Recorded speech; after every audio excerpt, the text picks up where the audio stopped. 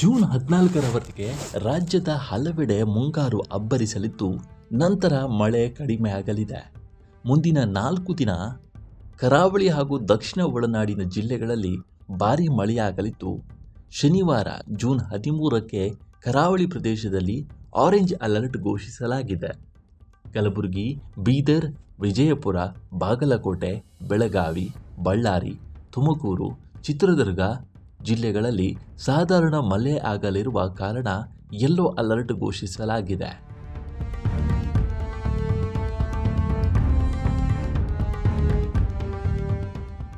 ಗಂಟೆಗೆ 30ರಿಂದ 40 ಕಿಲೋಮೀಟರ್ ವೇಗದಲ್ಲಿ ಗಾಳಿ ಬೀಸುವ ಸಾಧ್ಯತೆ ಇದೆ ಎಂದು ಹವಾಮಾನ ಇಲಾಖೆ ಹೇಳಿದೆ.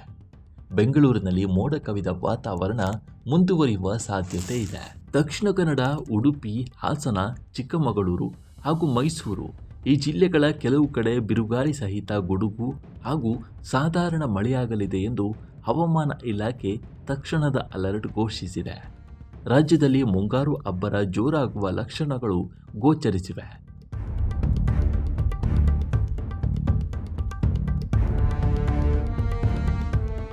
ಜೂನ್ 14ರವರೆಗೆ ರಾಜ್ಯದ ಹಲವು ಭಾಗಗಳಲ್ಲಿ ಹಗುರದಿಂದ ಸಾಧಾರಣ ಹಾಗೂ ಕೆಲವೆಡೆ ಭಾರೀ ಮಳೆಯಾಗುವ ಸಾಧ್ಯತೆ ಇದೆ.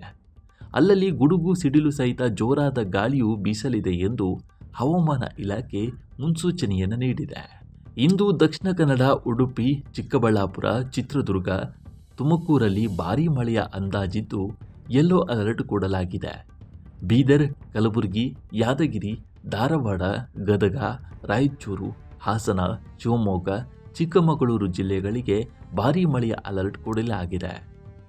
ಜೂನ್ 13ರಂದು ಕರಾವಳಿಯ 3 ಜಿಲ್ಲೆಗಳಿಗೆ ಆರೆಂಜ್ ಅಲರ್ಟ್ ಹೊರಡಿಸಲಾಗಿದೆ.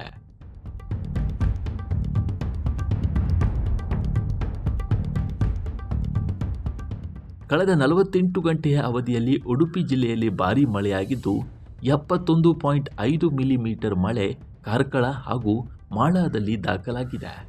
ಉಳಿದಂತೆ ಮಡಿಕೇರಿಯಲ್ಲಿ 58 ಮಿಲಿಮೀಟರ್ ಮಳೆ, ದಕ್ಷಿಣ ಕನ್ನಡದ ಪಡುಮಾರ್ನಾಡಿಯಲ್ಲಿ 57 ಮಿಲಿಮೀಟರ್ ಮಳೆಯಾಗಿದೆ. ಜಿಲ್ಲಾವಾರು ಮಳೆ ಹೆಚ್ಚಾಗಿ ಕರಾವಳಿ ಹಾಗೂ ದಕ್ಷಿಣ ಕರ್ನಾಟಕದ ಜಿಲ್ಲೆಗಳಾದ ತುಮಕೂರು, ಶಿವಮೊಗ್ಗ, ಚಿಕ್ಕಮಗಳೂರಲ್ಲಿ ಭಾರೀ ಪ್ರಮಾಣದ ಮಳೆ ದಾಖಲಾಗಿದೆ.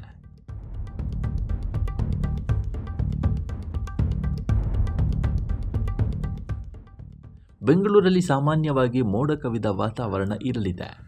ಒಂದೆರಡು ಸ್ಥಳಗಳಲ್ಲಿ ಮಾತ್ರ ಹಗುರ ಮಳೆಯಾಗಲಿದೆ. ಗರಿಷ್ಠ ಹಾಗೂ ಕನಿಷ್ಠ ತಾಪಮಾನ 30 ಡಿಗ್ರಿ ಸೆಲ್ಸಿಯಸ್ ಹಾಗೂ ಕನಿಷ್ಠ ತಾಪಮಾನ 21 ಡಿಗ್ರಿ ಸೆಲ್ಸಿಯಸ್ ಇರಲಿದೆ ಎಂದು ಹವಾಮಾನ ಇಲಾಖೆ ಮುನ್ಸೂಚನೆಯನ್ನು ನೀಡಿದೆ.